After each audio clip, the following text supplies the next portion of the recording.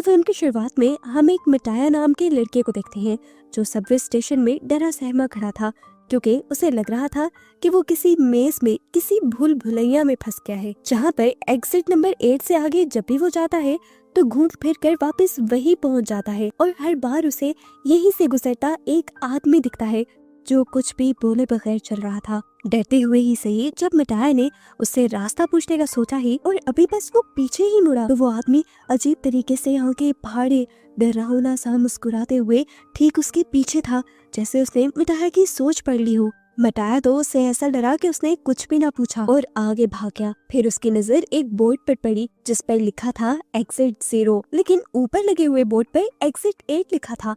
उसे ये बात अजीब लगी। एक बार, 2 बार, यहाँ तक कि 100 बार उसने यहाँ से निकलने का रास्ता ढूंढा। हर रास्ता ऐसे बंद था जैसे दरवाजे शो पीस हो। बार बार वो इसी भूल भुलैया में घूमता रहा। उसने इमरजेंसी कॉल करने की भी कोशिश की पर एग्जिट के सभी इंटरकॉम काम नहीं कर रहे थे और उसके अपने फोन में भी किसी किस्म के सिग्नल नहीं थे।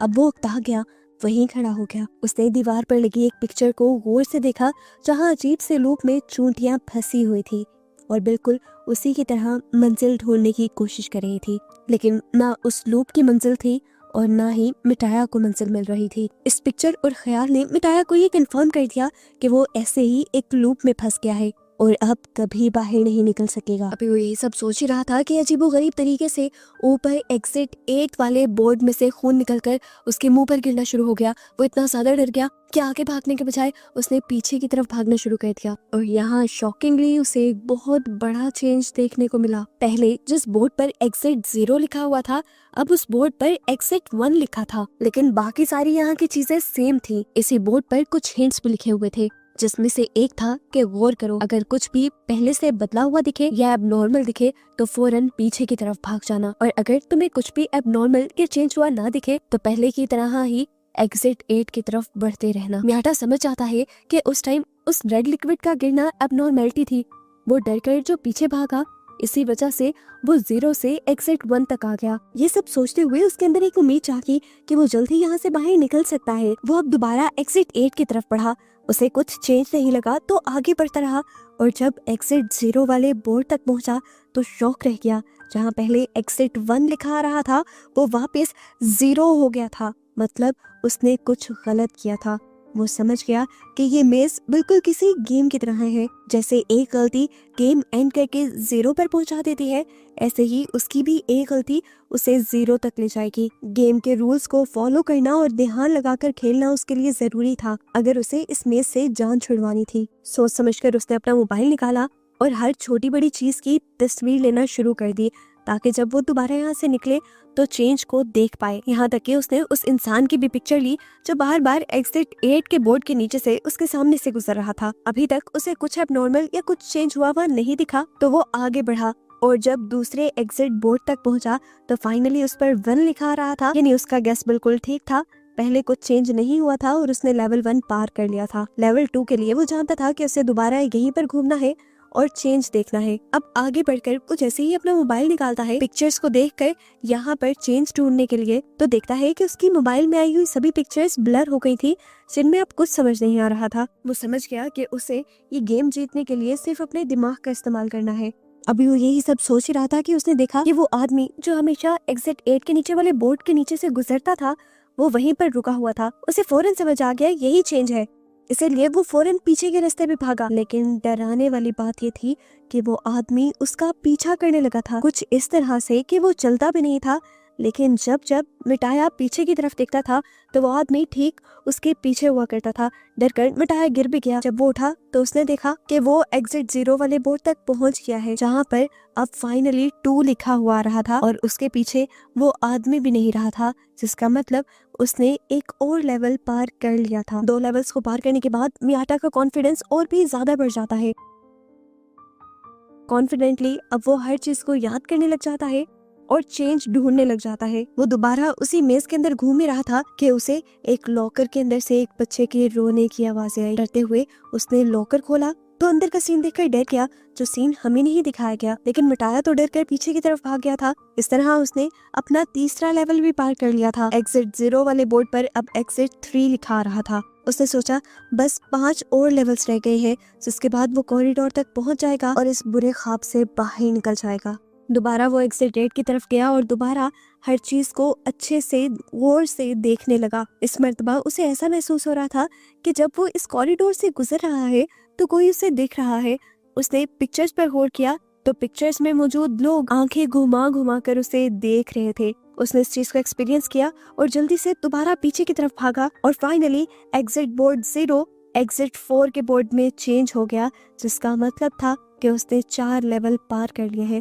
वो बहुत ज्यादा खुश था। उसने आधी गेम जीत ली थी। वो खुश होने के साथ साथ पैनिक ज्यादा हो रहा था, क्योंकि वो जानता था कि अगर उसने छोटी सी भी गलती कर दी तो वो वापस 0 पर चला जाएगा। दोबारा उसने एग्जिट 8 की तरफ चक्कर लगाना शुरू किया। अभी वो कॉरिडोर से गुजर ही रहा था कि उसका फोन बजा। उसने देखा कि उसकी गर्लफ्रेंड की कॉल आ रही थी। मिटाया को उसकी कॉल से बहुत अजीब फील होता है, क्योंकि कुछ दिन पहले ही तो उन दोनों ने एक दूसरे को छोड़ने का फैसला किया था। मिटाया ने कॉल उठाई तो मिटाया को पता चला कि वो डैड बनने वाला था। उस लड़की ने सारा फैसला मिटाया पे छोड़ दिया था। अगर मिटाया इस बच्चे को पैदा करना चाहता था तो वो लड़की मिटाया के पास आने के लिए भी दोबारा तैयार थी। ये बात सुनकर मिटाया का दिल अजीब होने लग जाता है। उसे कुछ दिन पहले का वाकया याद आता है, जब वो एक ट्रेन के अंदर था और एक बच्चा रो रहा था। उस रोते हुए बच्चे और उसकी मोम को एक आदमी ने डांट दिया था। वो उस बच्चे और उसकी मोम के लिए स्टैंड लेना चाहता था और उस आदमी को कुछ कहना चाहता था, लेकिन उसके अंदर इतनी भी हिम्मत नहीं हुई कि वो कुछ कह सके। अब वो अपने बेटे की एक पूरे बच्चे की जिम्मेदारी कैसे ले सकता था? वो कंफ्यूज होकर रह गया था। इसी टाइम पर उसने कॉल भी कट कर दी और कॉल कट होते ही वो एग्जिट बोर्ड जो पहले 4 पे आ गया था वो दोबारा से 0 पे हो गया। दरअसल उसने एक बहुत बड़ी गलती कर दी थी। वो पहले से ही जानता था कि मेज में कोई सिग्नल नहीं आ रहे और यहाँ पर उसकी गर्लफ्रेंड की कॉल आ जाना ही सबसे ज्यादा चेंज था और यही चेंज उसने मिस कर दिया और वो वापस एग्जिट बोर्ड तक नहीं आया। और अब जहाँ वो पहले आधे लेवल पार कर चुका था वो दोबारा 0 पर आ चुका था। उसे पूरी गेम दोबारा खेलनी थी। मियाटा इस चीज से इतना फ्रस्ट्रेटेड हो जाता है कि बैठकर जोर जोर से चिल्लाने लग जाता है। उसे इस मेज को पार तो करना था, लेकिन अब उसके अंदर कोई भी मोटिवेशन नहीं रही थी। मरे हुए कदमों के साथ वो आगे बढ़ता तो रहा, लेकिन उसे अब इस मेज के अंदर कोई डिफरेंट चीज नहीं दिखाई दी। कॉरिडोर का टर्न लेने के बाद उसे यहाँ पर एक बच्चा दिखाई दिया और वो फौरन बैक एग्जिट की तरफ भागा, लेकिन उसने देखा कि एग्जिट बोर्ड पर अभी भी 0 का ही नंबर शो हो रहा था, यानी वो बच्चा कोई भी चेंज नहीं था। पता चला कि वो बच्चा बिल्कुल मियाटा की ही तरह इस मेज में फंसा हुआ था और वो भी वहाँ से निकलने की ही कोशिश कर रहा था। मियाटा को यहाँ पर वो आदमी भी नजर आता है जो हमेशा से सूट बूट पहने उसके सामने से गुजरता है। इस पॉइंट पर मियाटा समझ जाता है कि वो आदमी भी इस मेज का हिस्सा नहीं था, बल्कि बिल्कुल मियाटा और इस बच्चे की ही तरह इस मेज में फंसा हुआ था और वो भी यहाँ से निकलने के ही रास्ते ढूंढ रहा था। हमें दिखाया गया कि सूट बूट पहना वो आदमी और ये बच्चा पहले एक टीम की तरह काम करते थे। उन्हें भी बार बार इस मेज में एक लड़की दिखाई देती थी जो उनकी तरह यहाँ से निकलने की कोशिश नहीं कर रही थी। उस आदमी ने जब लड़की से पूछा कि तुम यहाँ से निकलने की कोशिश क्यों नहीं कर रही, तो उस लड़की ने जवाब दिया, रोज ट्रेनों के धक्के खाती हूँ, जॉब पे जाती हूँ, इतनी टफ जिंदगी है, मुझे नहीं लगता कि मुझे उस टफ जिंदगी में वापस जाना चाहिए।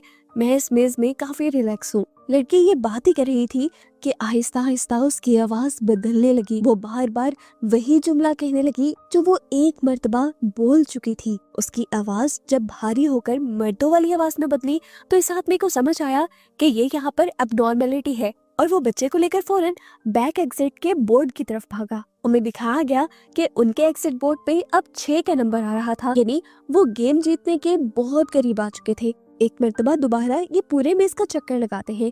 इस मेज में क्या चेंज हुआ था वो ढूंढने की कोशिश करते हैं। दोबारा उन्हें यहाँ से वो लड़की गुजरते हुए नजर तो आती है, लेकिन वो लड़की उनसे कुछ बात नहीं करती। बच्चा देखता है कि यहाँ डोर्स के हैंडल अजीब तरीके से लगे हुए थे। बच्चा उस बड़े आदमी को ये बात बताने की भी कोशिश करता है, लेकिन वो आदमी बच्चे की बात को इग्नोर करते हुए उसे आगे ले जाता है और ऐसे उसकी इतनी सी इग्नोरेंस, इतनी सी गलती उसकी सारी गेम को पीछे ले जाती है और उसका एग्जिट बोर्ड दोबारा 0 नंबर पर आ जाता है। यानी वो गेम हार चुका था और उसे अब रीस्टार्ट करना था। वो आदमी अब टूट गया, उकता चुका था वो।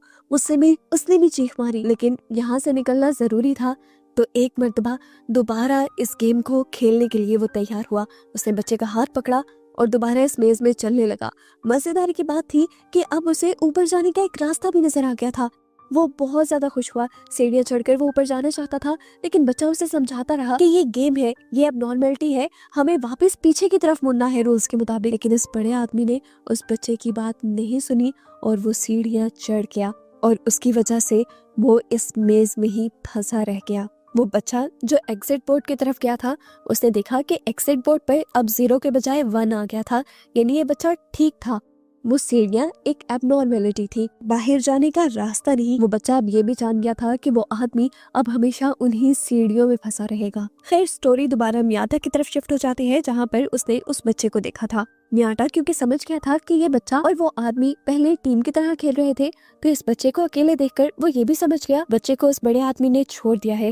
उसे बच्चे के लिए बिल्कुल अच्छा फील नहीं हुआ। अब वो बच्चा मियाटा का साथी बन गया और मियाटा ने जल्दी रियलाइज किया कि इस बच्चे का IQ बहुत तेज है, यानी ये बच्चा बहुत ज़हीन है और वो छोटे से छोटा चेंज भी बहुत ही आसानी से पकड़ लेता है। बच्चे की स्किल्स का इस्तेमाल करते हुए ये लोग जल्द ही पहला और फिर दूसरा लेवल भी पार कर देते हैं।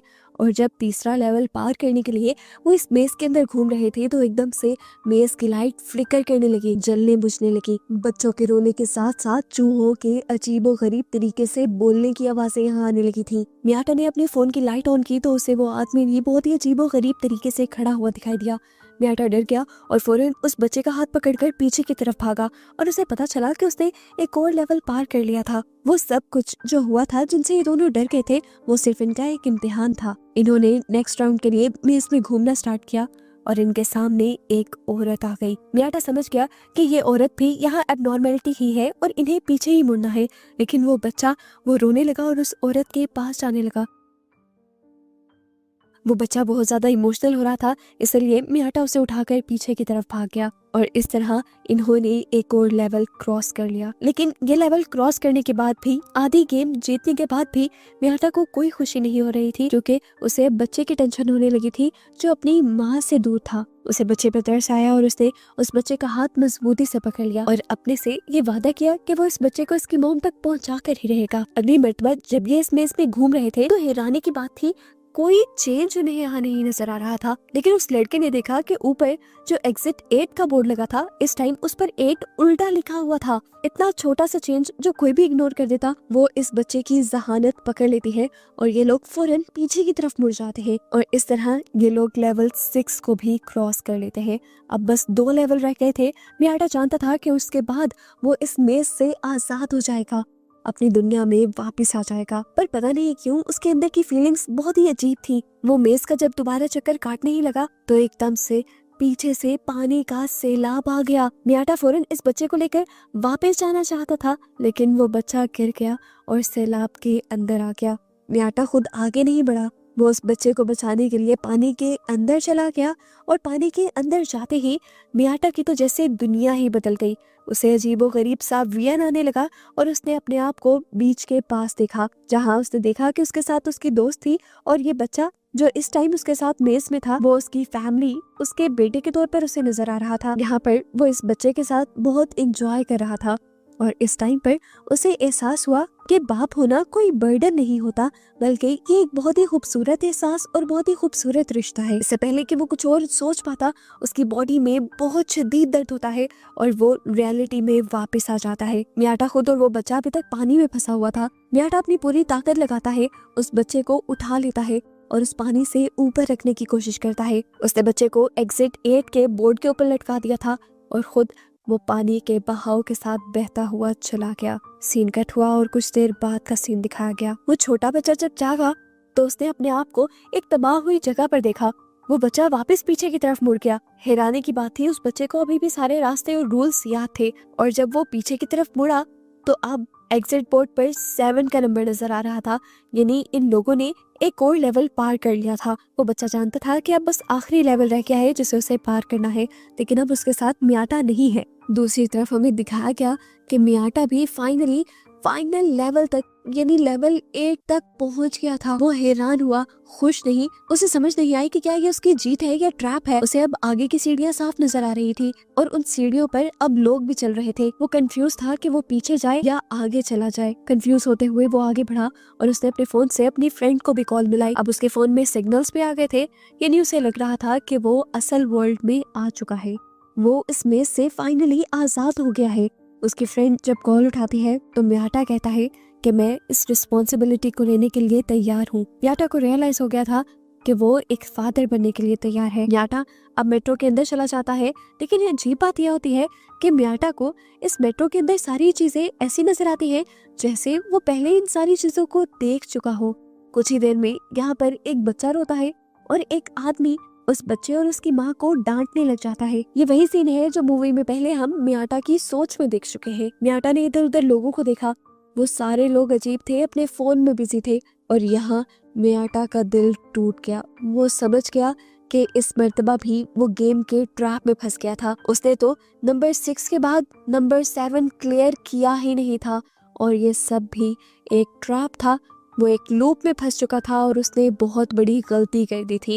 एबनॉर्मलिटी देखकर वो एग्जिट बोर्ड की तरफ वापस नहीं गया बल्कि आगे बढ़ता रहा और इस तरह अब वो दोबारा उसी लूप में फंस गया है जिसमें से वो निकलना चाह रहा था। और बस उसी को दिखाते हुए ये मूवी इस मिस्ट्री के साथ यहाँ खत्म हो जाती है कि क्या म्याटा आजाद हुआ भी है या उसी मेज के अंदर फंसा रह गया है।